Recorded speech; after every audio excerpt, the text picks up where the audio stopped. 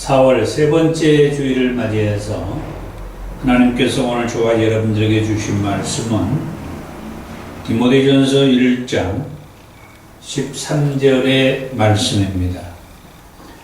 내가 전에는 비방자요 박해자요 폭행자였으나 도리어 긍휼을 입은 것은 내가 믿지 아니할 때에 알지 못하고 행하였습니다. 아멘. 오늘 말씀을 통해서 하나님께서 저와 여러분들에게 말씀하기를 원하신 것은 우리가 신앙생활을 하면서 최소한 이 정도는 알아야 하겠다라는 그런 내용의 말씀입니다. 디모데전서 1장 13절의 말씀을 보면 사도 바울에 대한 말씀을 하고 있는데, 내가 전에는 사도 바울이 과거에 예수를 알기 전에, 예수를 믿기 전에 예수 믿는 자들을 핍박하고 또 폭행하고 옥에 가두고 그랬을 때, 그런 상태에서도 사도 바울이 은혜를 입었어요. 여기에서 긍휼을 입었다 그러는데 은혜를 입었어요.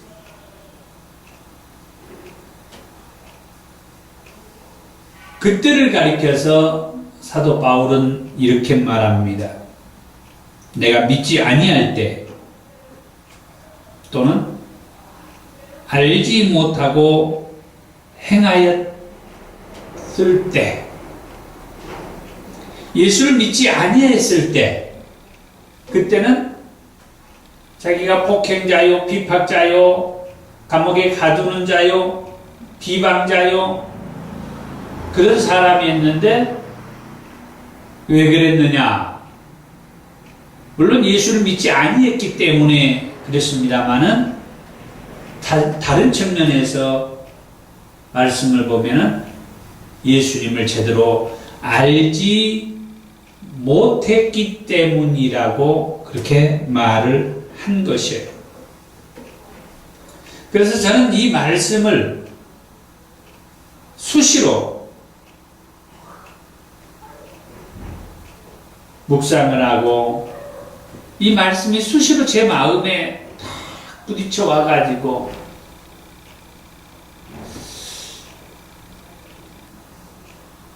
기도를 하고 이제 그럴 때가 있는데, 사도 바울은 자기가 예수를 알지 못했을 때에 비방자, 폭행자, 또 이렇게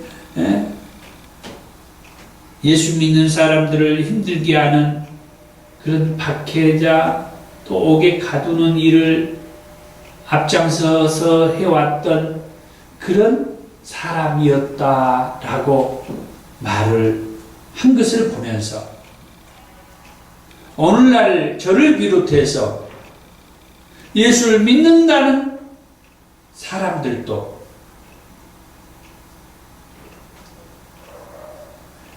예수님에 대해서 또는 하나님에 대해서 또는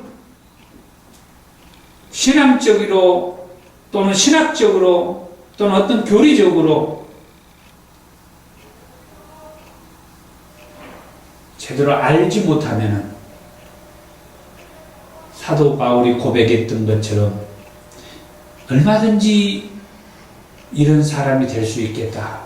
핍박자가, 그리고 폭행자가, 박해자가 예수 믿는 사람들을 힘들게 하는 그런 사람이 될 수 있겠구나. 차라리 사도 바울은 예수를 믿지 않았기에 예수를 모른다라고 하는 것이 이해가 돼요. 그래서 예수를 믿지 않았기 때문에 예수 믿는 사람을 핍박하고 힘들게 하고 하는 것, 그것도 그럴 수 있겠다 싶어져요. 그런데 오늘날 저를 비롯해서 우리 많은 사람, 예수 믿는 사람들이 예수님에 대해서 제대로 알지 못하다가 사도 바울처럼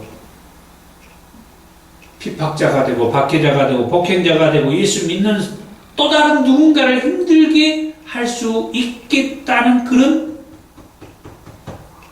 생각이 가슴에 와닿는, 예수님을 제대로 알지 못하면, 하나님을 제대로 알지 못하면, 성령님을 제대로 알지 못하면, 신학적인 것, 교리적인 것을 제대로 알지 못하면 얼마든지 이런 박해자가 되고 핍박자가 되고 폭행자가 되고 예수 믿는 자기 주변에 있는 사람들을 힘들게 할 수 있겠다. 그래서 오늘 시간이 많지 않습니다만 개략적으로 최소한 알아야 할 7가지라고 하는 내용의 말씀을 하고자 합니다. 첫 번째로 우리가 최소한 알아야 할 첫 번째 부분은 하나님에 대해서 우리가 알아야 돼요. 여호와 하나님만이 우리가 믿는 신이다 라고 하는 말씀. 여호와 하나님만이 우리는 믿는다. 우리가 믿는 신은 여호와 하나님뿐이다.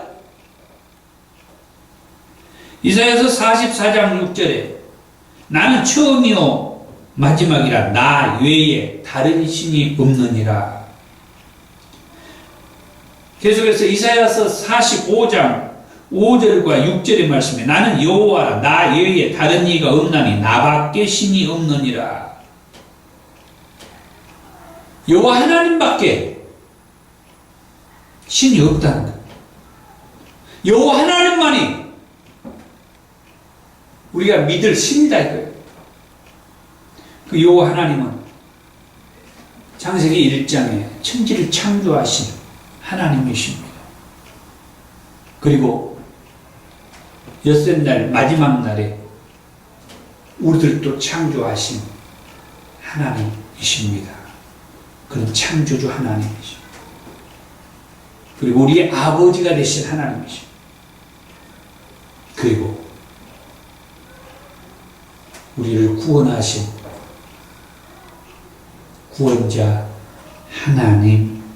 하나님이시기도 합니다. 이사야서 45장 21절에 나는 공의를 행하며 구원을 베푸는 하나님이라.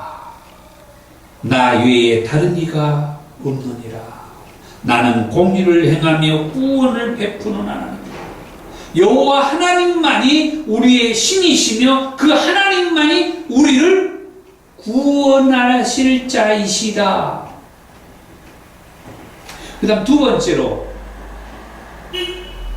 우리가 꼭 알아야 할 것은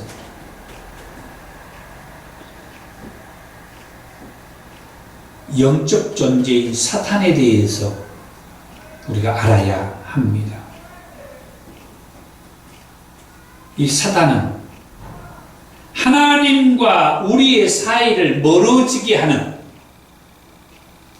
그런 존재라고 하는 것입니다. 방금 전에 말씀했던 하나님께서 창세기 1장에서 천지를 창조하시고 마지막 날 우리 인간들을 창조할 때 하나님의 형상대로 우리 인간들을 창조하셨어요. 그러면서 하는 말이 창세기 1장 31절에서 그 어떤 것을 창조한 것보다도 보시기에 심히 좋았더라 그렇게 말씀하시고 그때 창조한 그 인간들을 하나님이 창조한 그 에덴 동산에 들어가서 살게 하십니다. 그런데 하나님의 형상대로 지음받은 우리 인간들, 하나님께서 복을 주셔서 마음껏 누리며 땅을 다스리며 정복하며 충만하게 번성하며 살라고 했던 그 인간들에게 하나님으로부터 멀어지도록 이 사탄이 찾아와서 결국 하나님으로부터 멀어지게 만들어 버렸다라고 하죠. 그 영적 존재가 뱀이라고 하는, 창세기 3장에서 말하는 뱀이라고 하는 존재. 우리가 알아야 할 것은 하나님과 우리 인생들 사이를 멀어지게 하는 이 영적 존재가 있다라고 하는 것입니다. 하나님과 우리 인간 사이를 멀어지게 하는 이 영적 존재는 창세기 3장에서 말하는 그 뱀이라고 하는 것인데, 그 영적인 존재는 예수님께서 다시 오신다고 하는 그때까지 이 사단은 끊임없이 저와 여러분들 뿐만 아니라 하나님의 형상대로 지음받은 우리 인간들을 하나님으로부터 멀어지게 한다라고 하는 것입니다. 그래서 우리는 이 사탄의 존재에 대해서도 반드시 알아야 하겠습니다. 그 다음 세 번째로 우리가 알아야 할 것은 죄에 대해서, 이 죄의 문제에 대해서 알아야 합니다. 죄의 문제에 대해서 제대로 알지 못하는 것 때문에 사람들은 그 죄의 문제를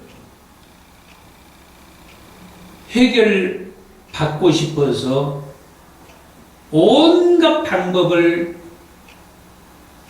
다 가지고 그 죄의 문제를 해결하려고 여기저기 다니면서 방황하다가 인생을 끝마친 자들이 있고, 엉뚱한 데 가서 그 죄의 문제를 해결해 보려고 하는 그런 사람들도 있고, 그래서 이 죄가 뭔가 그것부터 우리가 알아야 합니다. 죄가 뭐냐? 죄는 하나님의 언약을 지키지 않는 것이 죄다. 방금 전에 말씀했던 하나님의 형상대로 지음받은 인간들이 하나님께서 에덴 동산에 두어서 그곳에서 정말 아무 문제 없이 걱정 없이 잘 살았어요. 그런데 하나님과 우리 사이를 멀어지게 하는 이 영적 존재가 있다고 했죠. 이 영적 존재인 사단이 하나님과 우리 사이를 갈라놓기 위해서 찾아와서 하나님께서 언약하셨던 말씀을 가지고 우리의 마음을 현혹시켜요. 에덴 동산에 선악을 알게 한 나무의 실과를 따먹지 말라고 하나님 말씀했어요. 다른 모든 것은 우리의 임의대로 다 먹을 수 있지만 이 선악을 알게 하는 나무의 실과는 따먹지 말으라. 따먹게 되는 난 정녕 죽으리라. 반드시 죽으리라고 그랬어요. 그런데 사단은 그렇게 말합니다. 반드시 죽지 않아. 그것을 먹으면은 하나님과 같이 되어가지고 네가 하나님처럼 될 수 있는데, 하나님께서 네가 하나님처럼 되는 것을 못하게 하기 위해서 따먹지 말라고 한 것이라고 속삭여 거짓말 한 거죠. 이 거짓말에 넘어가 버린 거예요.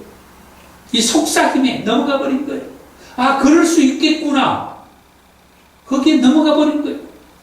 다시 말해서 죄라고 하는 것은 하나님께서 언약하셨던 그 말씀, 선악을 알게 하는 나무의 실과를 따먹지 말라고 하는 그 말씀을 지키지 않고, 하나님께서 말씀하신 그 말씀을 지키지 않고, 순종하지 않고, 영적 존재인 사단의 말을 들어버리는 그게 죄라고 하는 것입니다. 그래서 우리 인간은 모두가 다 죄인이다. 로마서 3장 10절에 그랬죠. 의인은 없나니 하나도 없다. 로마서 3장 23절에 모든 사람이 죄를 범하였으니 하나님 영광에 이르지 못했다. 그래서 우리는 죄인이 되고 말고, 죄인이 된 저와 여러분들이 알아야 할 것, 그것은 나의 이 죄의 문제를 해결하기 위해서 하나님께서 예수님을 보내주셨다. 하나님께서는 나의 이 죄의 문제를 해결해 주기 위해서 예수님을 보내주셨다. 얼마나 흥미로운 말씀인지 알 수가 없어요. 죄를 지은 사람들은 그 죄의 문제로 얼마나 괴로워합니까? 서두에도 말씀했다시피 그 죄의 문제를 해결해 보고자 온갖 방법을 찾아 나서는 사람들이 우리 주변에 얼마나 많아. 어떤 물질을 가지고 자신의 그 죄의 문제를 해결해 보려고 하는 그런 사람들이 있고, 명예 또는 권력으로 자신의 죄의 문제를 어떻게 해결해 보려고 하는 그런 사람들이 있어요. 그뿐만 아니라 어떤 종교적인 신앙적인 것으로 인하여서 자신의 죄의 문제를 해결해 보겠다고 여기저기를 쏟아지는 사람들이 있어요. 그래서 아까 이사야 선지자를 통하여서 말씀해 주신 말씀이 있죠. 나는 처음이요 마지막이라 나 외에 다른 신이 없느니라. 나는 여호와라 나 외에 다른 이가 없나니 나밖에 신이 없느니라. 나는 공의를 행하며 구원을 베푸는 하나님이라. 나 외에 다른 이가 없느니라. 나는 구원을 베푸는 하나님이다. 여호와 하나님께서 우리의 죄의 문제를 해결하기 위해서 우리에게 구원을 베풀어 주실 하나님이라고, 나밖에 없다고, 나를 구원할 자는 하나님밖에 없다라고 이사야 선지자를 통하여서. 그런데 하나님께서 이렇게 말씀을 했지만은 이스라엘 백성들의 죄의 문제를 해결해 주지 못하고, 이스라엘 백성들은 죄의 문제를 해결받지 못하고 있었어요. 여전히 힘든 상황 속에서 살고 있어요. 그런데요, 나는 구원을 베푸신 하나님이다. 나밖에 다른 신이 없다라고 말씀했던 여호와 하나님께서 예수 그리스도를 보내주셨어요. 마태복음 1장에서. 그러면서 말합니다. 자기 백성들의 죄를 구원할 자이시라.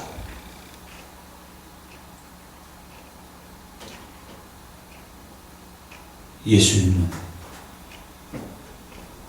우리 인류의 죄를 구원하기 위해서 오신 메시아였다. 그렇게 말씀을 해주고 있습니다.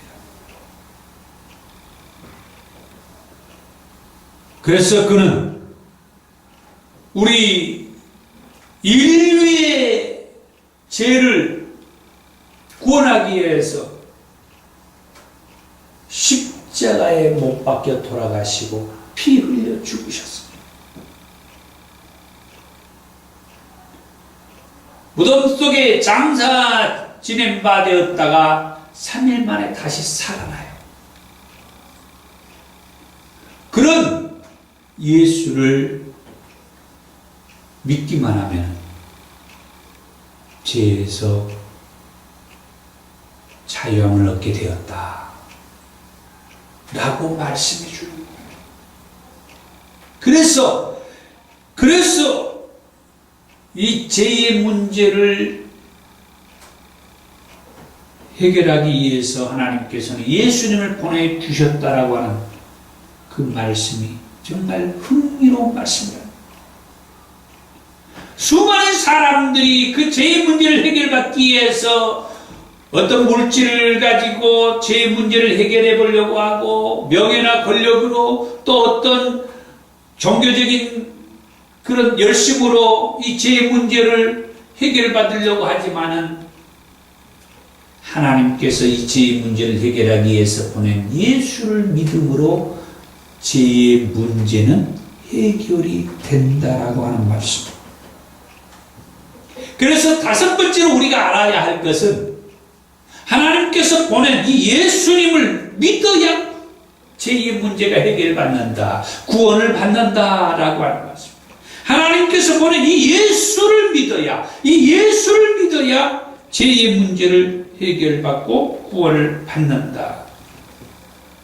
사도행전 4장 10절에서 12절의 말씀이 그랬죠.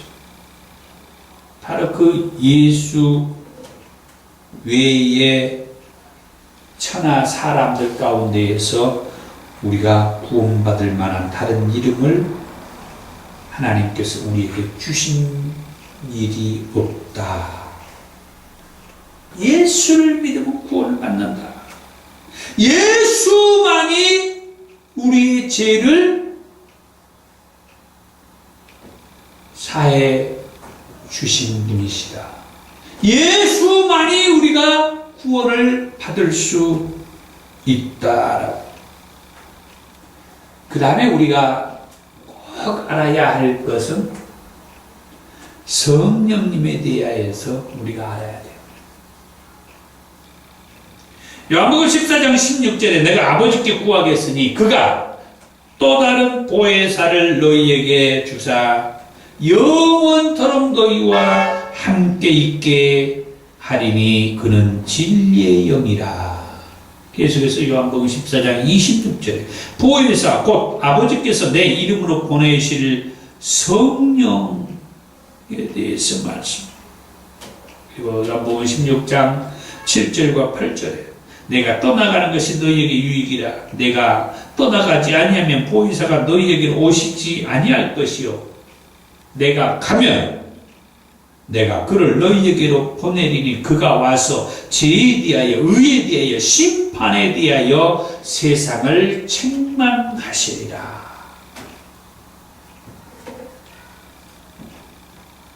성령님이 계신다라고 합니다. 예수님께서 가서 또 다른 보혜사를 보내주겠다. 당시에 예수를 믿는 제자들과 예수를 믿고 따르는 사람들이 예수님이 떠나가는 것을 원치 아니했어요. 그때에 아까 요한복음 14장에서 읽어줬던 그런 말씀을 예수님께서 그 제자들에게 하는 게 내가 가면 너희에게 유익이라. 내가 가야 또 다른 보혜사를 너희한테 보내줄 것이다. 예수님께서는 부활하시고 40일 동안 이 땅에 계셨다가 하나님 보좌 우편으로 올라가셨다라고 사도행전 1장에서 말씀을 했어요. 그 상황을 요한복음 14장에서는 내가 가야 너희에게 유익이 있다. 또 다른 보혜사를 내가 보낼 것이다. 그래서 예수님께서 하나님 보좌 우편으로 올라가시고 그 다음에 사도행전 2장에서 예수님이 말씀한 대로 또 다른 보혜사인 성령님이 오시는 그런 사건을 사도행전 2장에서 보게 되죠. 그래서 지금 예수님께서는 하나님 보좌 우편으로 올라가셨고 그 이후에 사도행전 2장에 또 다른 보혜사인 성령이 우리에게 오셨다는 것을 성경은 우리에게 말씀을 해 주고 있습니다. 이 성령은 여전히 수많은 사람들 가운데에서 역사를 하고 있습니다. 지금도 이 성령님은 우리에게 많은 유익을 주고 있습니다. 그 다음 마지막으로 우리가 꼭 알아야 할 것이 있다고 하면 예수님께서는 반드시 다시 오신다라고 하는 말씀입니다. 사도행전 1장의 11절에서 부활하신 이후에 40일 동안 이 땅에 계셨다가 하나님 보좌 우편으로 올라가시는 그 말씀이 기록되어 있는데 갈릴리 사람들아 어찌하여 서서 하늘을 쳐다보느냐 너희 가운데에서 하늘로 올려지신 이 예수는 하늘로 가심을 본 그대로 오시리라 그렇게 말씀합니다. 지금 하늘로 올라간 모습을 본 그대로 예수님께서 다시 오실 것이다 라고 하는 말씀이죠. 그 말씀대로 요한계시록 1장 7절에 볼지어다 그가 구름을 타고 오시리라 각 사람의 눈이 그를 보겠고 그를 찌른 자들도 볼 것이요 땅에 있는 모든 족속이 그로 말미암아 애곡하리니 그러하리라. 올라가신 모습을 본 그대로 다시 오실 것이라고 사도행전 1장 11절에서 말씀해 주셨던 그 말씀이 밤모섬에서 유배당에 있는 사도 요한에게 환상 가운데에서 또 보여주시면서 하시는 말씀이 구름을 타고 오시리라 그렇게 말씀을 하고 있죠. 계속해서 계시록 3장 11절에 내가 속히 오리니 계시록 16장 15절에 내가 도둑같이 올 것이다. 계시록 22장 7절에 내가 속히 오리니 22장 12절에 내가 속히 오리니 마지막 계시록 22장 20절에 내가 진실로 속히 오리라. 말씀대로 예수님은 반드시 다시 오십니다. 자, 그러면 오늘 말씀을 한번 정리를 해본다고 하면 하나님께서 오늘 말씀을 저에게 이렇게 선포하게 하시는 것이 사도 바울의 말씀을 통해서 사도 바울이 과거에 예수를 알기 전에 예수를 믿기 전에 예수 믿는 사람들을 비방하고 폭행하고 감옥에 가두고 박해하고 정말 두드러 패기는 안 했습니까? 얼마나 두드러 패고 왜 그랬느냐 이게 왜 그랬느냐 그건 우리가 짐작해서 얘기한 게 아니라 사도 바울이 스스로 고백하는 말이에요. 자기가 예수를 알지 못하고 믿지 아니해서 그런 일들을 행했다. 회개하는 마음으로 그런 얘기를 한 거예요. 그런데 오늘날 예수를 믿고 사는 저와 여러분들은 어떻습니까?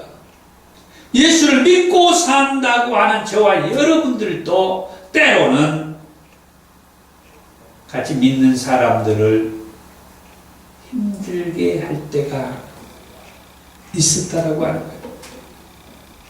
서로 비방하고 고소 고발하고 폭행하고 적대감을 가지고 은혜를 받을 생각을 하지 아니하고 믿음으로 살려고 하지 아니하고 원수처럼 되어가지고 한 교회에서 신앙생활 하던 사람들이 도저히 같은 공간에서 예배를 드릴 수 없다고 해가지고 성전에서 예배를 드리는 사람 또는 교육관에서 예배를 드리는 사람 그것도 못해서 쫓아내려고 하는 사람 어떤 데는 들어오려고 하는 사람 왜 그러느냐 이게 왜 그러느냐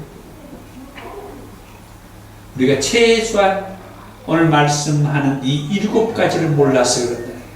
하나님에 대해서 제대로 모르고 이 영적 존재에 대해서도 제대로 모를 뿐만 아니라 죄가 어떤 건지도 모르고 하나님께서 이 죄인들을 구원하기 위해서 보내주신 예수님 말할 것도 없고 그 예수를 믿어야 죄 문제를 해결받고 구원을 받는다는 것도 모를 뿐만 아니라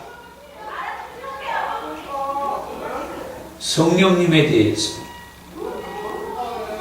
그리고 예수님은 반드시 다시 오신다라고 하는 이런 내용에 대해서 우리가 제대로 알지 못하고 있기 때문에